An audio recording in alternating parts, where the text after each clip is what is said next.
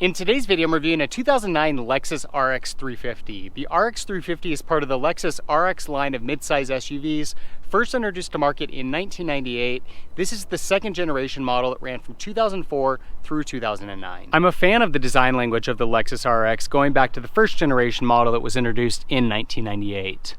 With the Lexus RX, you're getting a mid-sized luxury SUV that's got a very premium, upscale look to it, and it's also very modern and futuristic. And really within this mid-size segment, it's got a very unique look. While I was a fan of the first generation RX when it came out, comparing it to the second generation model, it looks so much more dated in comparison. They took some of the overall design language and cues that made the first generation RX very attractive at the time and really enhanced it with the second generation model. And it's been much more timeless in comparison. The RX has a very sporty profile to it. See that this rear hatch is sloped very aggressively, as well as the rear windows. Number of design cues throughout the vehicle that give it a more premium look. On this model, you'll see the chrome door handles, nice premium wheels, the clear taillights, chrome accents throughout, chrome tip exhaust, and just in general, it's got a very premium look to it. This specific model is the Pebble Beach Edition, which is pretty similar to your standard Lexus RX, but you'll notice several emblems throughout the vehicle, as well as a revised front grille and then revised wheels. When the RX was first introduced to market back in '98, it was the RX300 because it had a 3-liter V6. In 2004, when they introduced the second generation model, they changed the name to the RX330 because it had a 3.3-liter V6. And then in 2007, they replaced the 330 with the 350 because of an all-new 3.5-liter V6. So it makes it a little bit difficult to track the RX over the years. So the RX has been standard, but the numbers following that lettering has changed. They also introduced the RX400H with this second generation, which is a hybrid model of the RX. Interestingly, the Lexus RX is built on the Toyota Camry platform, and it was really the first crossover vehicle on the market. So they took the Toyota Camry platform and they created a vehicle that had an SUV look to it, so you get some of the benefits in terms of the aesthetics, the cargo capacity, ground clearance, but you get the ride quality of a car, something that's become very commonplace and popular on the market, but at this time, or at least in '98 when it was first introduced, had not been thought of. So a really unique offering within that sense, and it's made the RX a very successful vehicle from a sales standpoint. The RX quickly became the most popular Lexus model, and then it's also the best-selling mid-sized luxury SUV on the market. One thing I think is a little bit funny about the RX is that you'll see the rooftop antenna is positioned off to the side.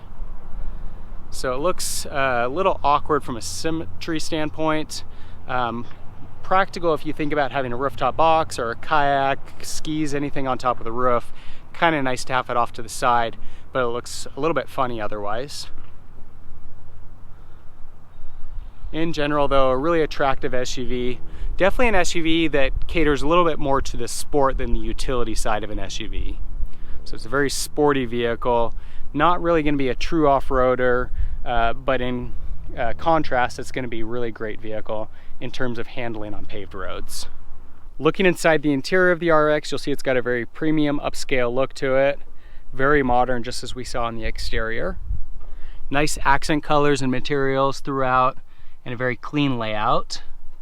Nice comfortable leather seats.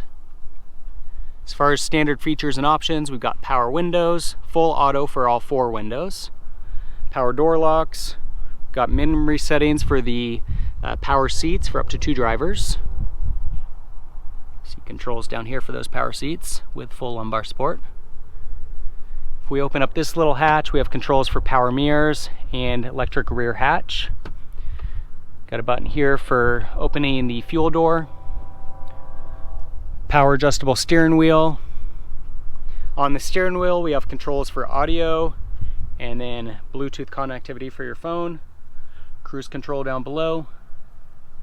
In the center dash, we've got a nice large screen that acts as a backup camera, Also has navigation, and then you control climate, audio, and a number of other vehicle settings through that central screen.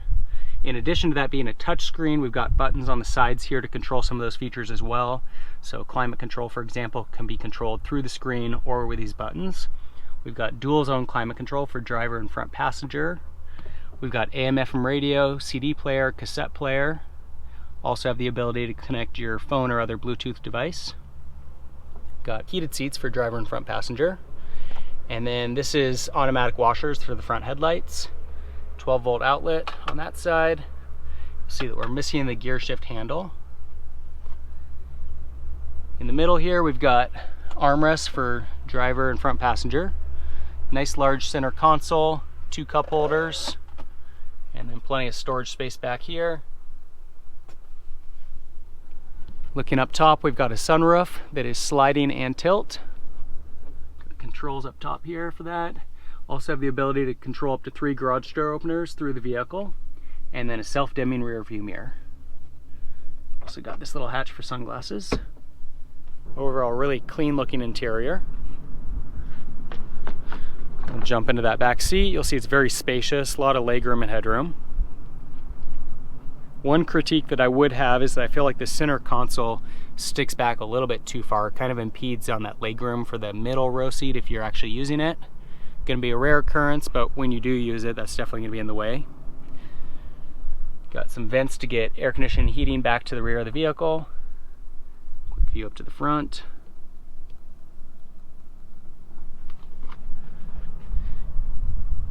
Got a center folding armrest with some cup holders, and then some storage space built into the armrest as well. And then the seat does fold down flat in a 60-40 split. You'll see that with that folded down, gives us a nice flat floor into the rear cargo area. So very handy in that sense.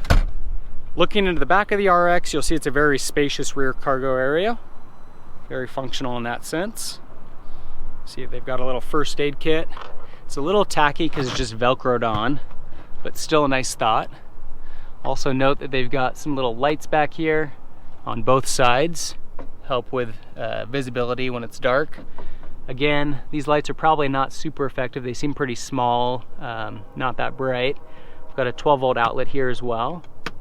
And then you see that we have tracks for a privacy cover in the back to conceal items. In general, pretty spacious area. The Lexus RX is available in front-wheel drive or all-wheel drive, and this 350 model comes with a 3.5-liter V6 with 270 horsepower. That's paired to a 5-speed automatic transmission and is good for a 0 to 60 time of 6.8 seconds. It's hard to find fault with the Lexus RX. The interior has obviously got a really modern, sophisticated look to it, high-quality materials, great layout with a lot of features and functionality. And then overall, the Lexus is a really great vehicle to drive. It's very quiet, it's very smooth and comfortable, and there's really not much to complain about. But I will say that the one thing I feel like it lacks when compared with the competition is just a more exciting, sporty driving experience. The driving position that you're sitting in kind of feels like it's a minivan, a very luxurious minivan, but a minivan nonetheless. And then when it comes to just the overall, accelerating and going through corners, it's a little bit dull. Audis, BMWs, Mercedes, they're very responsive. They've got really tight steering, tight suspension, and they're just a little bit more exciting to drive. Now, obviously, the area where the Lexus is really going to shine over those German counterparts is when it comes to long-term reliability and durability, because German vehicles, while they're a lot of fun to drive when they're new, as they get old and the mileage starts to rack up, things start to go wrong and they can be very expensive to repair. And Lexus so far has had a pretty good reputation for that long-term reliability and durability. Given that Lexus is a luxury brand at Toyota, it's not any surprise in that sense. These tend to get up into high mileage, being very durable vehicles, very few mechanical issues, and so it's a really good option to consider if you want to get into a luxury SUV and you want less concern for those potential high cost repairs that you might get with some of the German competition. So that's a review of the 2009 Lexus RX350. Really nice SUV overall, and no surprise why these sell in such high sales volumes. With the RX, you get a very sporty exterior style, a really nice premium interior, decent performance and fuel economy, and then of course the best thing about the RX is that it's a Lexus, and with that Lexus name you get to bank on their reputation for long-term reliability and durability. Within the luxury mid-size SUV segment, this is going to be one of the safest options out there when it comes to higher mileage vehicles. If you have any comments or questions on the RX, leave them in the section below. For more car reviews, subscribe to my channel. In the meantime, thanks for watching.